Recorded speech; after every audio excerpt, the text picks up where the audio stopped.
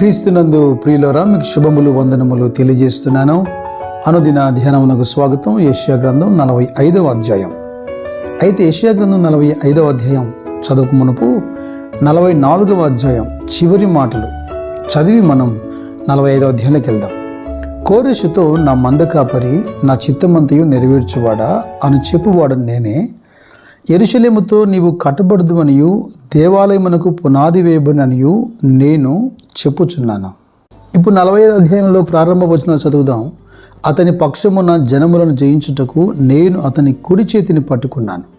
నేను రాజుల నడికట్టును విప్పేదను, ద్వారములు అతని ఎదుట వేయబడకుండా తలుపులు తీసేదను అని యెహోవా తాను అభిషేకించిన కోరెషును గురించి సెలవిచ్చుచున్నాడు. అసలు ఈ కోరెషు ఎవరండి? పారసీక దేశపు రాజు, దేవుని ఎరగనివాడు. ఆ విషయాన్ని దేవుడు కూడా స్పష్టంగా చెబుతున్నాడు. నీవు నన్ను ఎరగకుండినప్పటికీ నీకు విడుదలిచ్చి తిని అంటాడు. ఇదంతయు తన సేవకుడైనటువంటి యాకోబు నిమిత్తము చేస్తున్నట్టుగా దేవుడు ప్రస్ఫుటంగా చెబుతున్నాడు.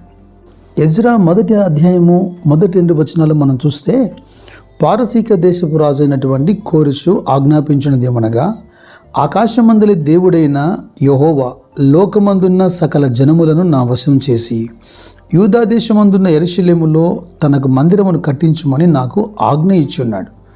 కావున మీలో ఎవరు ఆయన జనులై ఉన్నారో వారు యూదా దేశమందున్న యెరూషలేమునకు బయలుదేరి యెరూషలేములోని దేవుని మందిరమును అనగా ఇజ్రాయేలు దేవుడైన యెహోవా మందిరమును కట్టవలెను.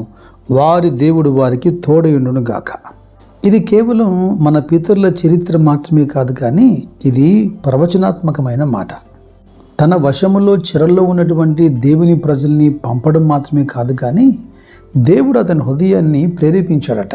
అవును, లేఖనం అంటుంది, రాజుల హృదయాలు ఆయన సన్నిధిలో నీటి కాలువలాగా ఉన్నాయి. తన చిత్తవృత్తి చొప్పున ఆయన వాటిని తిప్పగలుగుతాడు. ప్రవక్తల ప్రవచనాలు నెరవేర్చే సమయానికి ఈ కోరెషును అన్యుడైనప్పటికీ దేవుడు ఏర్పరచుకున్నాడు, అతన్ని దీవించాడు. అతనే అంటున్నాడు కదా, ఈ సమయానికి సకల రాజ్యములను దేవుడు నా వశం చేశాడు, ఐశ్వర్యము ఘనత ఇచ్చాడు. యెరూషలేములో దేవుని మందిరం కట్టబడేదానికి ఏ మోతాదులో ఐశ్వర్యము లేదా ఈ సైన్యము ఏదేది అవసరమో అవన్నీ కూడా సమకూర్చబడినట్లుగా కోరెషు దేవుని ద్వారా దీవించబడ్డాడు. మీరు ఎజ్రా గ్రంథం 6వ అధ్యాయం చూడండి, 6-8 వచనాల్లో, కావున రాజైన దర్యావేషులాగా సెలవిచ్చను, నది అవతల అధికారి అయిన తత్తెనై అను నీవును, శతర్భోజ్నై అను నీవును, నది యువతల మీతో కూడా ఉన్న అపర్షేకాయులను యూదుల జోలికి పోక దేవుని మందిరపు పని జరగనిచ్చి వారి అధికారిని పెద్దలను దేవుని మందిరమును దాని స్థలమందు కట్టింపనీయుడి. మరియు దేవుని మందిరమును కట్టించినట్లుగా యూదుల యొక్క పెద్దలకు మీరు చేయవలసిన సహాయం గురించి మేము నిర్ణయించినదేమనగా, రాజు యొక్క సొమ్ములో నుండి అనగా నది యువతల నుండి వచ్చిన పనులో నుండి వారు చేయు పని నిమిత్తము తడువు ఏమాత్రము చేయక వారి వ్రయమునకు కావలసిన దాన్ని ఇవ్వలేను. ఇటువంటి విషయాన్ని ఎవరైనా యోచించారా, ఆలోచించారా? జరిగిన సంగతి విని బహుదినములు ఏడ్చి ప్రలాపించినటువంటి నెహెమ్యా కానీ ఎజ్రా కానీ ఇలా జరుగుతుందని ఊహించారా? ఒక దేశపు రాజు దేశమంతా చాటింపు వేస్తున్నాడు. ఈ యెషయా గ్రంథం 45వ అధ్యాయంలో 2వ వచనంలో చూడండి, ఒక వాగ్దానం మనకు కనబడుతుంది. నేను నీకు ముందుగా పోవచ్చు మెట్టగానున్న స్థలములను సరళం చేసేదను, ఇత్తడి తలుపులను పగలగొట్టేదను, ఇనుప గడియలను విరగొట్టేదను. పాఠం వింటున్న మీ జీవితాల్లో ఆధ్యాత్మికమైనటువంటి మీ జీవితం అనే మందిరం, అలాగే ప్రభు పరిచయలో కొనసాగుతున్నటువంటి మీ సేవలు, మీ ఆరాధన స్థలాలు కట్టబడునుగాక. అనేక దినములుగా ఆగిపోయినట్టుగా నిలిచిపోయినట్టుగా ఉన్న దేవుని పని తిరిగి ప్రారంభించబడినట్లుగా నా దేవుడు ఈ దినములలో అంత్యకాలపు కోరెషులను లేవనెత్తునుగాక.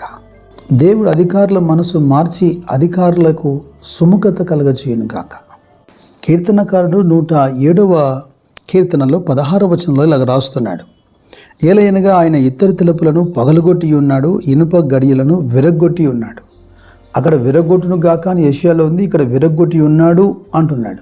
నేను మీకు ఒక అనుభవాన్ని చూపించడానికి ఇష్టపడుతున్నాను. అది మత్తయి సువార్త 27వ అధ్యాయం 64-66 వచనాలు.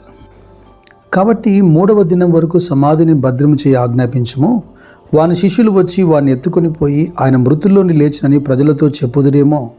అప్పుడు మొదటి వంచన కంటే కడపటి వంచన మరి చెడ్డదై ఉండని చెప్పిరి. అందుకు పిలాతు, కావలి వారు ఉన్నారు కదా, మీరు వెళ్ళి మీ చేతనైనంత మటుకు సమాధిని భద్రం చేయడని వారితో చెప్పాను.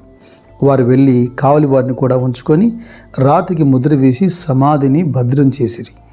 ప్రపంచంలో ఈ వింత ఎప్పుడైనా చూసారా?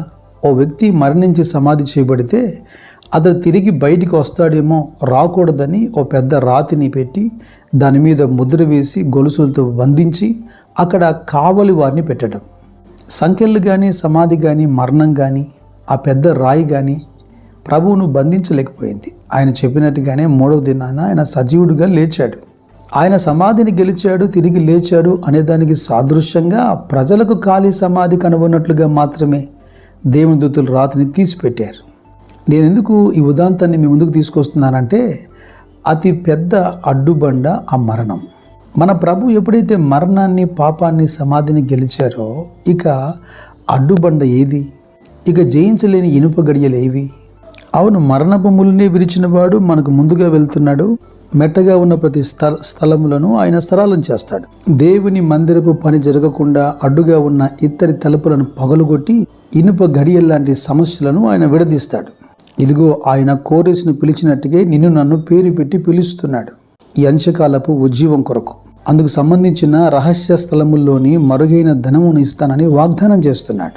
అన్యుడైన కోరేసుని ఇలాగా వాడుకున్నాడో అన్యులమైన మనల్ని కూడా తన సేవకుడైన యాకోబు నిమిత్తం ఆయన ఏర్పరచుకున్నాడు. అందుకే హెబ్రీ గ్రంథకర్త ఇలా రాస్తున్న 2వ అధ్యాయంలో వారిని సహోదరులను పిలుచుటకు ఆయన సిగ్గుపడలేదట. పేతురు భక్తుడు కూడా అంటున్నాడు తన మొదటి పత్రిక 2వ అధ్యాయం 10వ వాక్యంలో, ఒకప్పుడు ప్రజగా ఉండగా ఇప్పుడు దేవుని ప్రజ అయితిరి, ఒకప్పుడు కనికరింపబడగా ఇప్పుడు కనికరింపబడిన వారైతిరి. అన్యులమైన మనల్ని ఆయన రాజులైన యాజక సమూహంగా చేశాడు. ఈ ప్రవచన వాక్యాలని అందిపుచ్చుకుంటున్న ప్రతి ఒక్కడు కోరేసే.